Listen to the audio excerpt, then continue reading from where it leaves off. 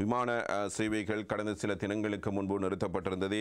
அது மனிதர்களுடைய செயற்பாட்டின் காரணமாக. இதற்கு எதிராக நேற்றைய தினம் நடந்த செய்தியாளர் சந்திப்பின் பொழுது விமான சேவைகள் அமைச்சர் நிமால் ஸ்ரீபால டி சில்வா தன்னுடைய காட்டமான எதிர்ப்பினை வெளிப்படுத்தி இருக்கிறார். அது தொடர்பான தகவல்களும் இவ்வாறு தரப்படுகிறது.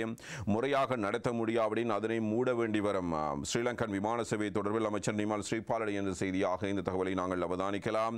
ஸ்ரீலங்கன் விமான சேவைகள் நிறுவனத்தை முறையாக நடத்தி செல்ல முடியாது என்றால் அதனை மூடிவிட வேண்டிய நிலை ஏற்படும் என்றும் நிறுவனத்தின் முகாமைத்துவம் மற்றும் தொழிற்சங்கங்களின் பலவீனமே விமான சேவைகள் தாமதத்துக்கு காரணமாகும் என துறைமுகங்கள் கப்பல் துறை விமான சேவைகள் அமைச்சர் நிமால் ஸ்ரீபால டி சில்வா இவ்வாறு கூறியிருக்கிறார். அமைச்சர் நேற்று இடம்பெற்ற விசேட செய்தியாளர் சந்திப்பில் கலந்து கொண்டு உரையாற்றும் போதே அவரால் இவ்வாறு கூறப்பட்டிருக்கிறது.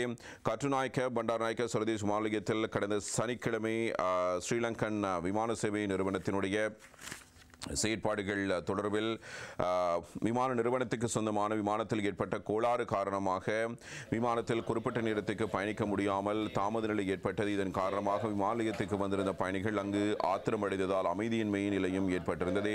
விமானம் ஒன்று ஏதாவது ஒரு காரணத்தினால் கோளாறு ஏற்பட்டு அதனை இயக்க முடியாத நிலை ஏற்பட்டால் அதற்கு மாற்று ஏற்பாடுகளை செய்ய வேண்டியது அந்த நிறுவனத்தின் முகாமையாளர்களின் கடமையாகும். ஆனால் தொழிற்சங்களும் முகாமையாளர்களும் அது தொடர்பில் நடவடிக்கை எடுக்காமல் பயணிகளை அசௌகரியங்களுக்கு உள்ளாக்கி ஸ்ரீலங்கன் விமான சேவையின் நட்பெயருக்கும் களங்கத்தை ஏற்படுத்தி இருக்கிறார்கள். அதனால் ஸ்ரீலங்கன் விமான சேவையை முறையாக கொண்டு செல்ல முடியாது என்றால் அதனை மூடிவிட வேண்டி ஏற்படும். ஏனெனில் இவ்வாறான நடவடிக்கைகள் காரணமாக இந்த விமான சேவையை தனியார் மயமாக்க பல நடவடிக்கைகள் எடுத்த போதும் அதற்கு யாரும் முன்வருவதில்லை. ஸ்ரீலங்கன் விமான சேவையின் பொறியாளர் துறை மற்றும் விமானிகள் கடந்த காலத்தில் மேற்கொண்ட பணி பயிற்சிப்பு காரணமாக இந்த நிறுவனத்துக்கு இருந்த வரவேற்பு தற்போது முற்றாக வீழ்ச்சியடைந்திருக்கிறது.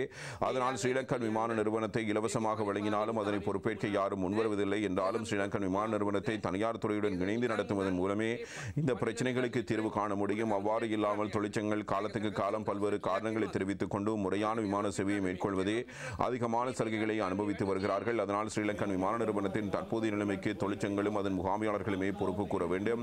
அதே நேரம் விமான நிலையங்களை பெற்றுக்கொள்ள இந்தியாவின் அதானி நிறுவனம், சீனா, ரஷ்யா உள்ளிட்ட பல நாடுகள் எதிர்பார்த்திருக்கின்றன. ஆனால் எமது விமான நிலையங்களை வெளிநாடுகளுக்கு வழங்க நாங்கள் தயாரில்லை என்ற கருத்தினை இவ்வாறு அமைச்சர் நிமால் ஸ்ரீபால டி சில்வா தெரிவித்திருக்கிறார். இதனிடத்தில் இவ்வாறொரு சூழ்நிலையில் மிக பிரதானமாக இது பற்றி விமான நிலையத்தில் கடமையாற்றுகின்ற அதிகாரிகள் தங்களுடைய நிர்வாக கடமைகளை உரிய முறையில் மேற்கொள்ள வேண்டும் என்ற செய்தியும் இதன் மூலம் அமைச்சரினூடாக தெரிவிக்கப்பட்டிருப்பதான செய்தியாக இதனை நாங்கள் அவதானிக்கலாம்.